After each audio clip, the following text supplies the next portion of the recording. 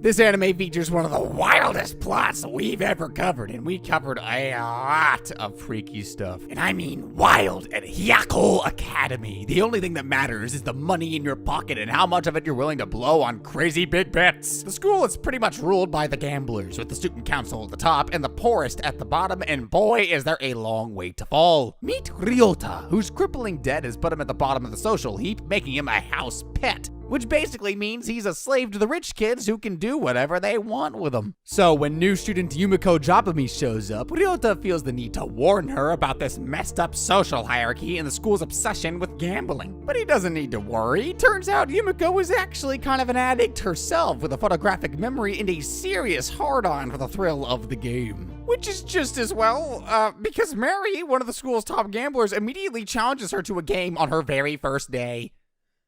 The two of them play a version of rock, paper, scissors where the cards are drawn by the crowd and they bet with chips for each turn. Yumiko wins the first round and gets 2 chips, so she decides to up the ante and bet 500,000 yen on the next one. See, I told you these kids are freaking nuts! Only Yumiko's baller moment ends pretty quickly when she ends up losing both rounds and giving Mary 1,000,000 yen. Mary keeps winning, so Yumiko is forced to pull 10 million out of her bag. Just casually, because normal high school students definitely carry around that much cash on the daily. What, you didn't, weirdo? Most of the kids drawing the cards are basically Mary's slaves, so she agrees to play on, knowing the game is rigged in her favor. Except Yumiko somehow figures this out and accuses her of cheating in front of everyone in the room. Mary's just kind of like, lol, okay, and keeps playing since she's basically guaranteed to win anyway. So now there's 10 million yen on the line in a whole room of students sweating bullets over a little game of rock, paper, scissors. But then it gets even crazier. Against all odds, Yumiko wins, completely humiliating Mary and launching her into enough debt to become a house pet slave.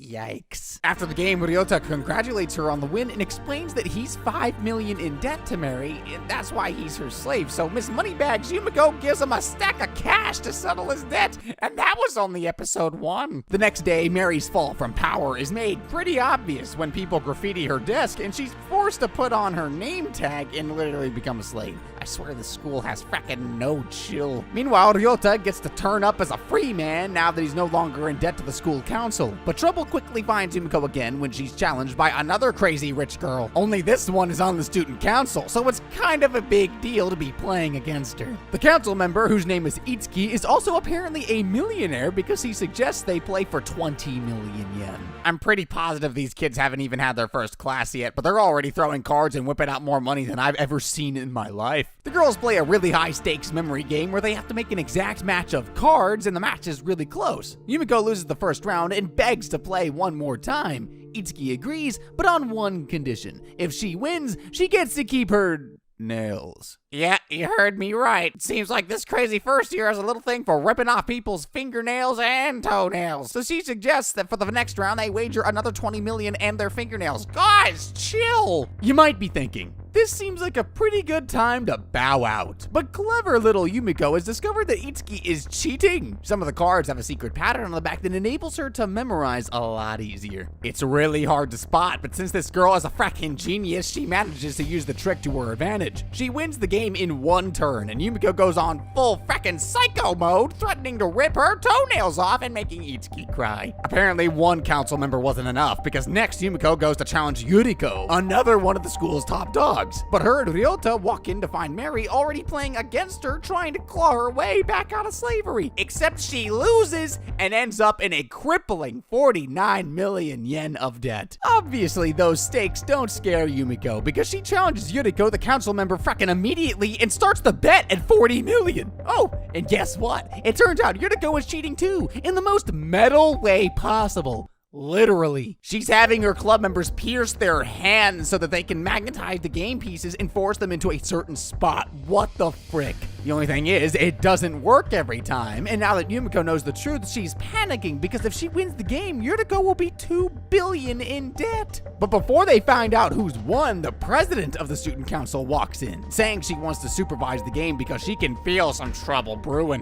Which, I mean, it isn't far from the truth, since trouble is basically Yumiko's middle name at this frackin' point. Somehow, by pure luck, Yuriko ends up winning, earning her 300 million yen. That means it's Yumiko's turn to become a slave because she's now 300 million in debt to the student council. The other girls laugh at her for becoming a house pet, so naturally she gets on the ground and starts acting like a sexy cat. Oh, I see the connection because she's a pet. And things only get weirder when the student council hand Yumiko and Mary this messed up life plan, which they can make a reality if the girls don't pay their debt. But Yumiko seems totally unbothered. She's not even that scared when a group of boys take her to a back alley and tell her to strip. Yumiko says they're not her type, and then one of the guys pins her up against a wall, and not in the fun way. Ryota tries to run in and help, but he doesn't need to. At just that moment, Midori from the student council turns up and pulls out a gun. That's right, apparently these kids carry around millions of yen and literal Glocks in their school bag. Midori challenges the big guy to a game of Russian roulette and offers him the chance to both shoot her and screw her instead of Yumiko. The guy gets so weirded out that he just sort of leaves. And honestly, I don't blame him, especially since Midori seems like really disappointed that they didn't actually take her up on that offer. The council decide to host a debt settlement party for the pets where they have the chance to swap or have their debt completely erased. With the life plan looming over them, Mary and Yumiko kind of have to go along with it, even though they're both pretty suspicious. And guess who ends up playing with them? The guy who had Yumiko in a chokehold earlier. This fricker, whose name is June, starts out pretty well and wins the first game. But if we know anything about Yumiko, it's that she doesn't go down easy, and neither does Mary, who's willing to do pretty much anything to avoid marrying the sleazy politician the student council have threatened to set her up with. And when they bury the hatchet and work together, the two of them put on one hell of a fight. They even figure out that June is using the other girl in their group to cheat. Yumiko literally almost makes out with the bully's little slave and convinces her to betray him. The two of them beat him, swapping Yumiko's debt with June and earning enough money to free both of them from the debt. June is so pissed. He tries to punch Mary, but then the student council secretary tases him. So I guess we can add tasers to the list of things these kids just have in their backpacks. After they've won, Yumiko thanks Mary for teaming up with her and then casually grabs her boob. Nice. I wish guys had a thing like that. You know, you just grab each other's junk and we're like, yeah, good job, man. Good job. Oh, whoa. You were really happy to win there. Mary frees herself from pet status, but weirdly, Yumiko hasn't paid any of her debt back yet. Ryota and Mary start getting suspicious that she's staying a pet on purpose because pets have the right to challenge student council members to formal matches that they can't refuse. The student council are suspicious too, so they investigate her background and discover that Yumiko is an orphan with a thick bank account, like almost as thick as her, which means she could have paid back her loans this whole time. She's just choosing not to. So the crazy girl Midori arrests her for not paying her debt because apparently that's just another thing you can do in the school. Oh, and they even have a sketchy basement to keep their prisoners in. So now that she's got her all tied up, what does Midori the freak want to do with Yumiko? Well, she wants to gamble, obviously, but not with money, with bullets. Each of them get to load a gun with as many or as few bullets as they want. Winning the game means they get to pull the trigger, losing means they get to beat the target. Ryota, who is apparently the only normal person in this entire school, tries to get them the hell out of Dodge, but Yumiko accepts because she's clinically insane, I guess. Although she does have some conditions. Yumiko says she'll only do 3 games, and Ryota has to be the dealer. Oh, and she wants a 1 billion yen penalty for the loser. Midori accepts, but adds another condition of her own. For every shot the winner misses, their opponent gets to take one too, because apparently the stakes just aren't high enough already, ladies. Frick me. Meanwhile, Mary and the student council president are having tea with no idea of what's going on in the basement beneath them. The president totally shocks Mary by offering her the chance to sit on the council. Mary absolutely hates her guts, so she refuses, and then the president kind of half flirts with her, half threatens her, saying it's not very smart to refuse the student council president. Back in the basement, Midori seems to really want somebody dead because she put 6 bullets into her gun. I really hope Yumiko puts none in, since she loses the first game and has to sit there while Midori aims at her with her finger on the trigger. But just before Midori is about to literally shoot Yumiko in the face, she warns her that the gun she's picked is hers. And how does Yumiko know? Because she filled the barrel with lipstick and put 3 bullets in the chamber. That means there's a 3 in 6 chance that the gun will misfire and probably kill Midori too. Hardcore, I guess, but also kind of necessary. I'm just wondering how she managed to shove a whole stick of lipstick down the barrel of a gun without anyone noticing. Also, you had that much? She can't seem to decide whether Yumiko turns on her or bores her, so she doesn't fire the gun and moves on to the next round. Then, because she's literally a psychopath, we discover that Midori actually lost her eye by gambling it away in a game against the president. Oh, the student council president. The same president who was forcing Mary to join the student council that very moment upstairs. Mary says no and makes an enemy of the creepy president, blue lips and all. Which I have to say, doesn't seem like the smartest move when this woman literally owns an entire school of slaves and billionaire rich kids. Back in the basement, Midori loads in 6 bullets and Yumiko wins the chance to shoot her in the head. It's a 50-50 chance the gun will go off, but luckily Yumiko picks the empty gun. Epic! Nobody's head gets blown off. I wasn't mentally ready to see that anyways. What you would think would be a relief, but Midori basically gets really horny over the thrill of almost dying and seems really disappointed that she didn't actually get hurt. At this point, I'm thinking this girl needs professional help, but they've still got one more round left to play, and there's every chance she might catch a cap in the head before then. So, let's just see what happens, okay? For the final round, both girls load 2 bullets in the chamber, and Midori loses, scrambling all over the desk and asking Yumiko to shoot her. But instead of pulling the trigger, Yumiko starts roasting Midori, saying how irritating and boring she is for wanting to die rather than play a good game. I don't know, I don't think that's boring. For some reason, this makes the freak lose her even more, and she bows down on the ground, literally begging her to shoot. So Yumiko walked into a creepy basement, nearly got killed, and now she's walking out with a loyal simp following her every move. I know she's kind of insane as well, but I'm starting to really love this chick. Literally nothing scares her. But Yumiko isn't out of trouble just yet. In the next episode, the council are having a meeting to decide how to deal with her. And they do have to deal with her. Since she joined the school, she's exposed 3 of the school's elite, taken over 200 million yen from the council, and challenged the president's power. Oh, and remember Itsuki, the girl Yumiko beat on like her second day? Yeah, she's done a full 180 and become the 4th member of the Yumiko fan club. There's a rumor going around that Yumiko is trying to become the next president, so Itsuki has decided to buddy up to her in hopes that she'll help get her back on the council. Nice one, Fricker. Super transparent. Although, Yumiko might not even get a chance to be president if the next challenger has anything to say about it. Meet Yumimi, a teen idol with literal stars in her eyes and a plan to knock Yumiko out of the game completely. Yumimi suggests a gamble, obviously, since that's the way they settle everything around here. She bets 50 mils and says if Yumiko loses, she has to become an idol singer and join her career. Which, you know, at least that's better than Midori, who was literally trying to kill her a minute ago. She's being all cute and sweet, but Yumiko cuts her off, saying she knows the truth, that Yumimi hates her hentai fans. Like a lot! So Yumimi drops the kawaii act and admits all she really wants is fame. But sneaky little Yumiko has been recording everything she said about how disgusting her fans are, so now she has some leverage too. If Yumiko loses, she becomes an idol and gives up her life. If Yumimi loses, the recording will be exposed and her whole life and career goes down the frickin' drain. The games they end up playing are all idol related. The first one tests their singing, and Yumiko wins because she's good at literally everything. The student council seem to have tried to cheat again, but somehow Yumiko manages to surprise everyone by winning anyway. That forces Yumimi to hand over the 50 mil and gives Yumiko the chance to expose her. Yumimi takes it surprisingly well, actually, admitting to her fans that she really does hate them all herself. You gotta admit, come on, that's kind of respectable. But her crazy hentai fans actually don't care. Of course they don't. They literally just sit there and listen to her calling them all sweaty pigs, but they're so obsessed with her that they promise to keep being fans.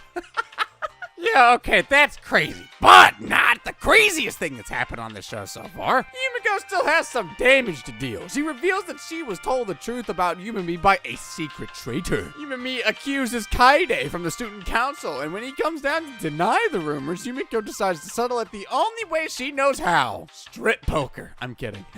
Well, actually, I'm surprised that hasn't happened yet. That's like a missed opportunity. Bro, these kids are like fracking Pokemon trainers, except with giant piles of cash instead of Pokeballs. Kaede accepts mostly because he doesn't have a choice, and the creepy vice president offers to deal. The problem is Yumiko is at a huge disadvantage because there's no limit to how much they can bet, and Kaede is totally loaded, like feckin' Jeff Bezos loaded. Mr. Money knows this, so he comes out with 1 billion yen straight on the table. This gives him even more of an advantage because Yumiko has way less money and therefore way less chips. She plays well at the start, but Kaede spends like lifetimes thinking through every move, using his big brain to second guess every possibility. It seems like our little heroine might have finally found her match when he beats her and takes all her chips. But instead of accepting defeat, Yumiko starts pulling friends out of the crowd to lend her money to keep playing. The newest member of the Yumiko Simp Club comes forward and Kaede tries to convince her not to help. But he basically does that by telling her that she's stupid and that she should really sit down and stay out of their business. Weird tactic. Who would have guessed it? It doesn't work! Yumiko kind of just flirts with Itsuki, which is clearly much more persuasive because her friend caves in and throws 1,000,000,000 yen into the ring on Yumiko's behalf. Just another casual billion from the richest kids in Japan. I think when you hit around like the $5 million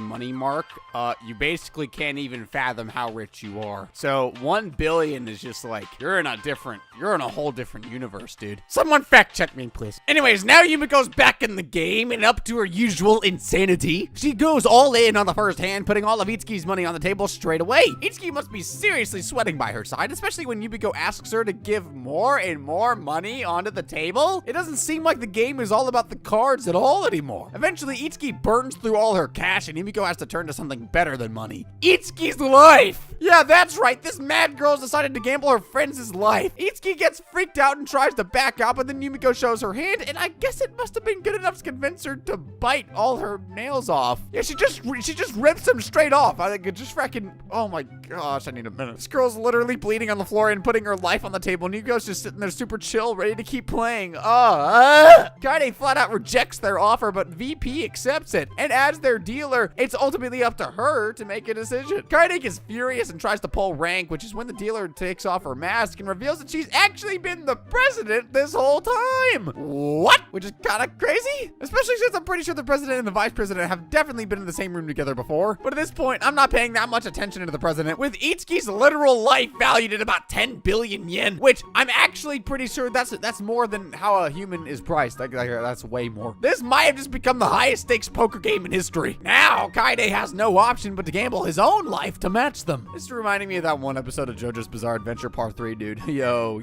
I need to rewatch that. Anyway, so now the bet is at several billion yen in each other's lives. And just when it looks like she might have finally run out of tricks, Yumiko pulls out a hand with 3 jacks. Once again, my girl coming through just at the last minute. It turns out that the two of them have been acting like this the whole time, trying to fool Kaede into thinking that they were desperate, which is why Itsuki bit off all her nails and started screaming and crying.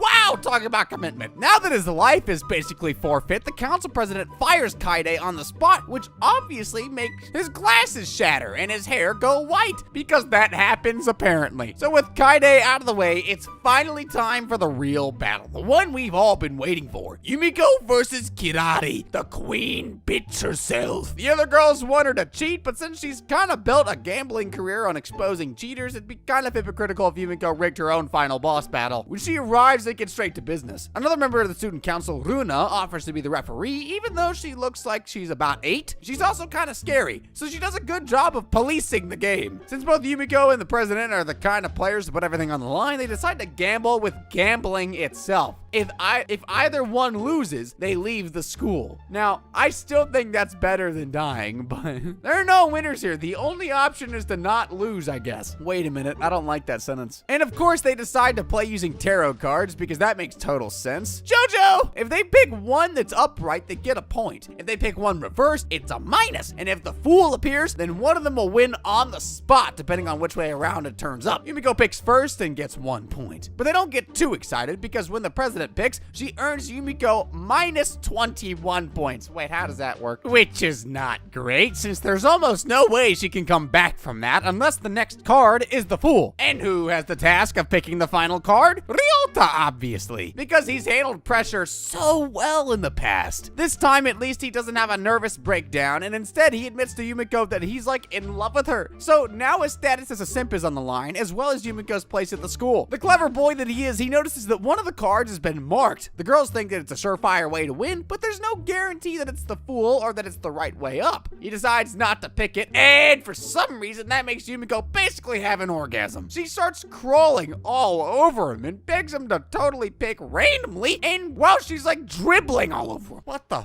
frick is happening? The card he ends up picking is Judgment, upright, which brings her total back to a neutral 0. That means the game is a draw and no one has to leave, which is bittersweet. It sucks that the president is staying on, but at least Yumiko gets to stay with Ryota. Although, out of all the gambles they've had so far, I have to say this one seems the most anticlimactic. Oh, and then the president strips naked in front of the moon. Okay, why not? That's the end of Kakagururi. Boom! Frick yeah! If y'all enjoyed this recap, let me know down in the comments which show you want to see me recap next. Could be an anime, could be an abridged series. I mean, I see y'all there. I mean, maybe we can do that. Are we allowed to do that? I don't know. I'll have to consult the legal team because we totally have that.